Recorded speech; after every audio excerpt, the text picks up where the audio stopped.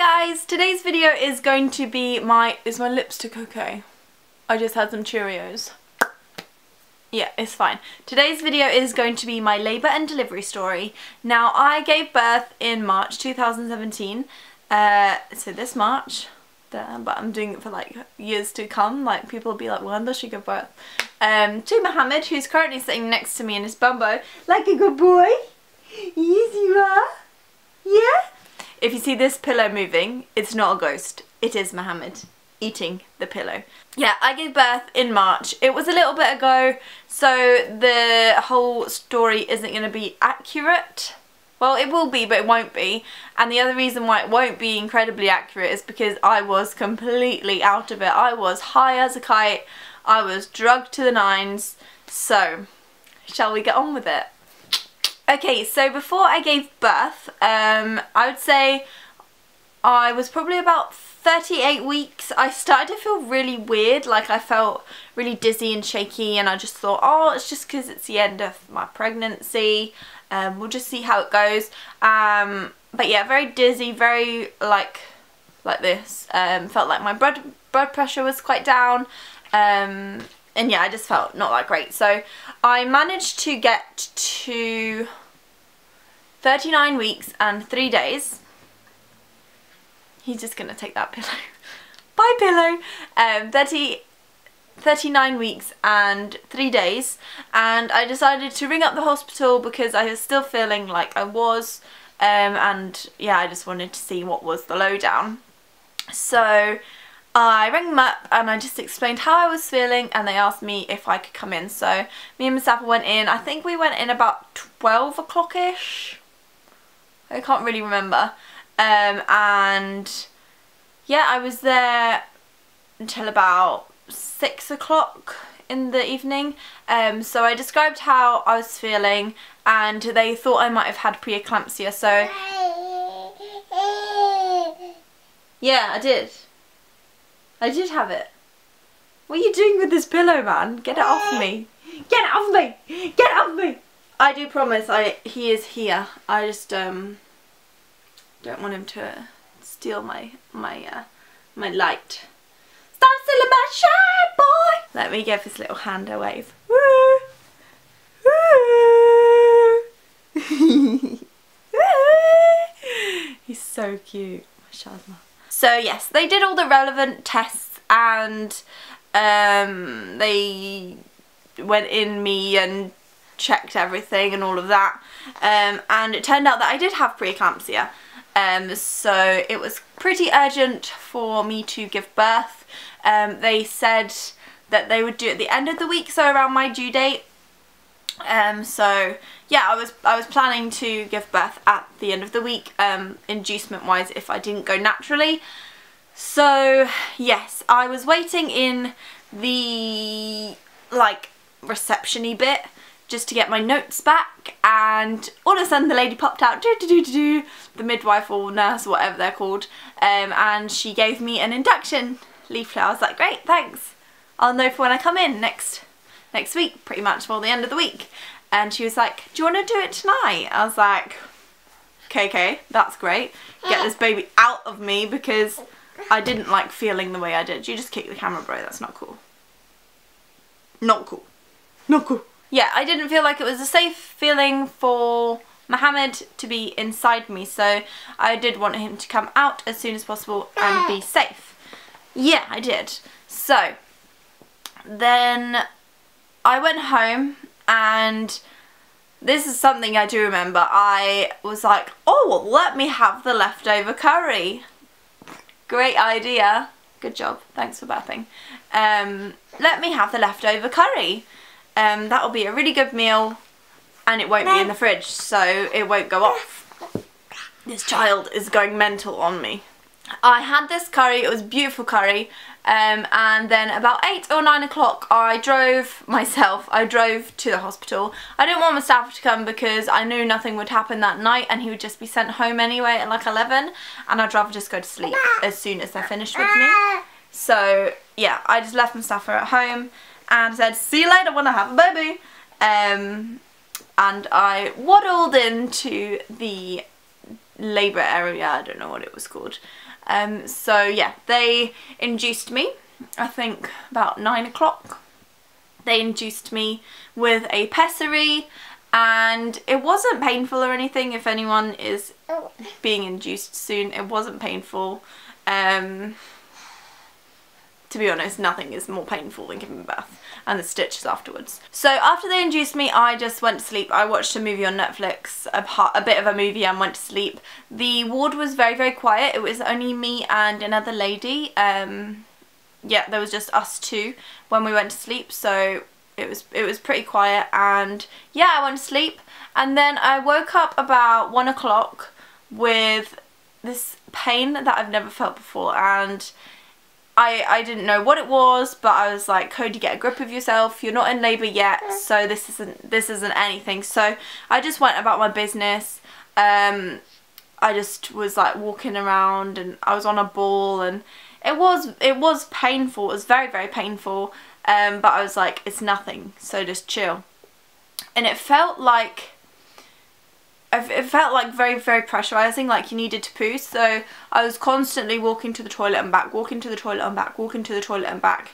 But that wasn't what was wrong. So I went with this feeling, which was constant pain. Maybe I got about 2 seconds of not pain throughout, like, each thing. And I didn't know it was contractions at the time. I just thought it was pain. So it got to about 4 o'clock, so I was in this pain for like 4 hours, and you know, it was getting worse and worse. So the lady who was in the ward, she came through and she was like, are you okay? I was like, yeah, I'm fine, but I am quite in a lot of pain, you know. I'm giving birth, I'm in labour, I think. I don't know, I was clueless. I watched Unborn every minute, but I was clueless. So she was like, let me ring the midwife. I think they're midwives. I'm just going to call them midwives. So she rang the midwife, and the midwife came trundling down. She was like, what's up? I was like, I'm in a lot of pain. She was like, oh, okay. So she laid me on the bed, which I hadn't done for the 4 hours. I was standing up because as soon as I laid down, it got even worse. So I laid down, and she was measuring me like contraction wise, that when they put the tapes over your belly to see what was going on, when the contractions were coming, when they were going. And I was having back-to-back contractions for 4 hours, and the space in between the 2 seconds was a bit of relief, and they were coming right back. So I was in back-to-back contraction hell for 4 hours, and I thought that it was fine and it was just the beginning, and the lady was very, very concerned. So she said, you know, the only way you're gonna deal with this is if you have an injection of morphine, an injection of morphine, or, you know, think about a C-section.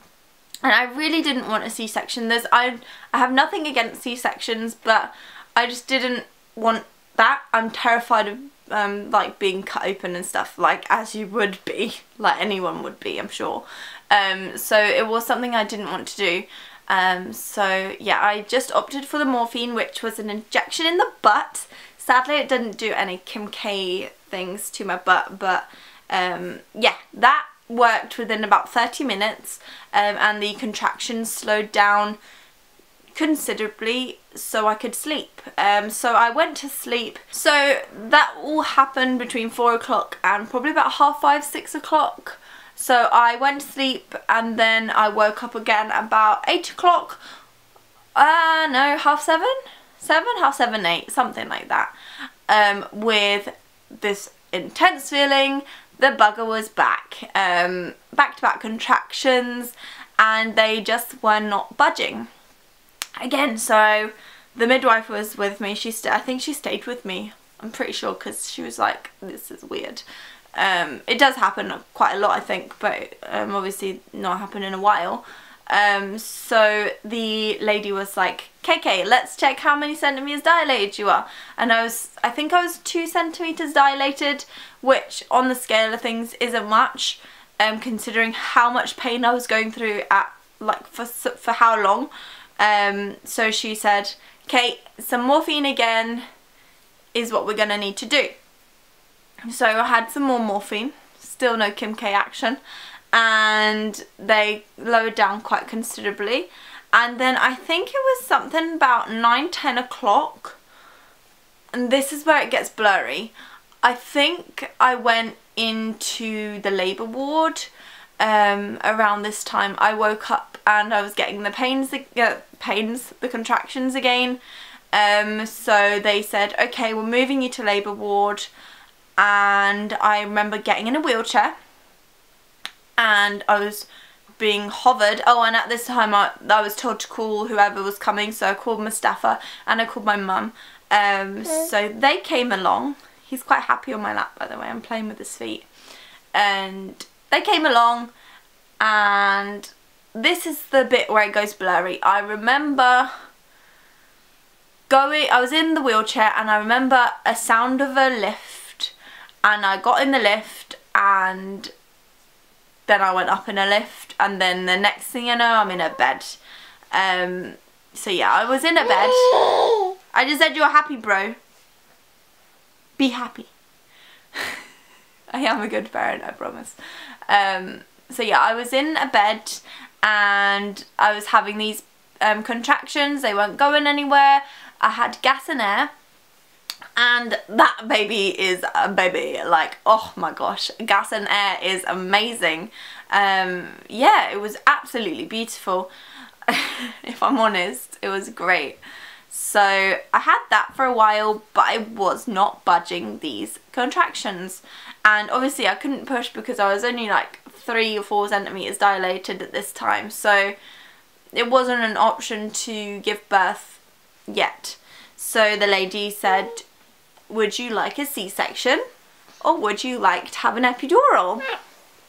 And I was like, epidural? Yeah. I don't want to have a C-section. I want that to be the last resort. So I also didn't want to have any morphine. I didn't want to have an epidural.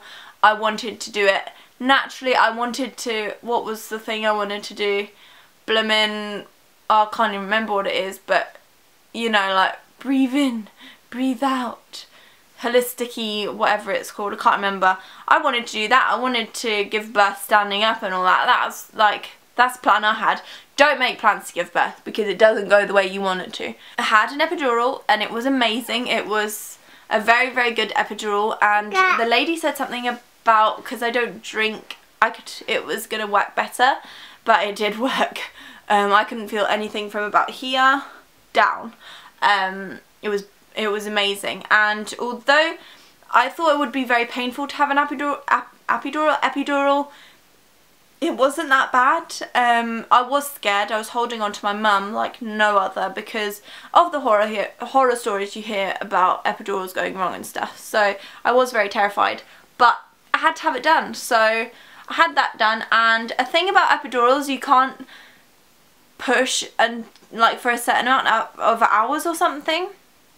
So like throughout all of this time I wasn't allowed to start pushing, even though I had the urge to. Throughout this time, the only things I remember, I was nicknaming the midwives names out of Disney, and my mum told me. So there was a lady called Lynn, and I was calling her Flynn for Flynn Rider, and there was I think 3 or 4 other ladies that I was giving Disney names to. That's just typical Codie, making the experience more manageable for myself, thinking Disney characters are helping me give birth. I think that's amazing. So yeah, I was calling the midwives different Disney character names, and I also remember Mustafa's friend, who is a doctor, he was there. He works with like women in the hospital, and I remember being quite horrible to him, saying that he's Egyptian, he can't do anything right, he's always late, and that was just me getting my aggression against Egyptian men out in a nice way, because I was drugged, so I think I could get away with it. I don't remember doing it, but I do kind of remember being a bit nasty to him, and just saying, why can't you do anything right, why are you always late, blah blah blah blah blah. Oops. And I also remember having to go to the toilet, and my mum actually put my headscarf on me, which was really cute because I was in a room by myself. But my mum put my headscarf on me, and they helped me walk to the toilet. I couldn't walk, so I had to have 2 people to support me and walk me through. So fast forward, blah blah blah blah blah, to when I was pushing. I gave birth at 8:11 p.m. So yeah, in the night, and I did start to feel the contractions after a while. Like for a while, it was the ladies telling me, okay, you need to push now, and then the epidural started to wear off. You do press it and top it up every time you wanted to. My mum was in control of that. I remember she was in control of that issue. So yeah, I was pushing and pushing and pushing, and then the next minute it was an Indian lady down at my VVVV. She was Indian and she was down there, and that's what I remember. And they had to use a suction cup to try and get Mohammed out, and it came flying off apparently. And then they used forceps, and I will always now push for not forceps, because Mohammed came out with such a huge cut on his face here, and on here and here. It was all bruised and cut and swollen. Alhamdulillah, it's healed up completely now. But he had that for, I'd say, about a month and a half.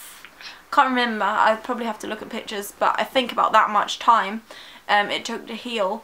And the gash was incredible. We thought it would scar. It was very, very gashy. So I would always opt for, please, if you can, do not do forceps. As well, they plugged him with something on the top of their head to do their heart rate, and he still has a little dunk in his skull from that. But alhamdulillah, he's gorgeous and he's fine now. He's all healed, apart from the little dunk on the top of his head. Yeah. So he arrived. Have I missed anything out? Oh, and they, you know how that you can either tear or they can cut you. She cut me, and it felt like the cut went down my leg. It felt so big. So yeah, he came out, and loads of people came in just to check him. It was classed as a traumatic birth. I don't know why, because I'm pretty sure people will have more traumatic births than that, but it was a traumatic birth, and it was quite a, what's the word? It was very important for them to get him out, and they wanted to do it, and they needed to do it fast. I'm not too sure why. I don't know whether his heart rate dropped or whatever, but you know, they wanted to get him out quickly, which I'm guessing is the reason why, for the shoddy workmanship of the forceps. No offence to the Indian lady, but all the people came in and they were like, oh, he's absolutely fine, there's no issues at all. So they all went out again, and I think I lost 50 mils of blood, which isn't a lot at all. From what I've heard, like I've heard some utter horror stories about with blood loss. So yeah, I think I lost about 50 mils of blood, and we had skin to skin contact straight away. And he was wearing, this is one thing I remember, they put one of the ugly NHS hats on him, and I was just like, nah mate, that's coming off. And I put on his tiger hat, which you might have seen in some Instagrams. I still put it on him now, because it still fits him, so I still use it now. But I put the tiger hat on him because I wanted to have him to have sass as soon as he was arrived. Like, I wanted him to have some je ne sais quoi about himself. So yes, I think that's it. And then I was in hospital that night, just me and Mohammed. And then the next morning, Masaf came and my mum came, and we went home. I think we went home about 1 o'clock, 2 o'clock. I think so, yeah. I think that was it. And that's how I gave birth. I don't know if I have missed anything out, but he was born at 8:11 on March the 17th, 2017, which is the same birthday as my granddad. So him and my granddad share birthdays, and my granddad's quite chuffed about that. And I think that's it. If I have forgotten anything, excuse me, if I've forgotten anything or you have any questions, you should do that. Just what Muhammad told you. Pop them in the comments down below. If there is a few, then I might do an Ask Codie about labour and delivery, or I might just answer them in a comment if there's only one or two. So yes, that's how I gave birth. I hope you guys enjoyed the video. If you did, don't forget to give it a thumbs up, and I'll speak to you soon. Bye bye.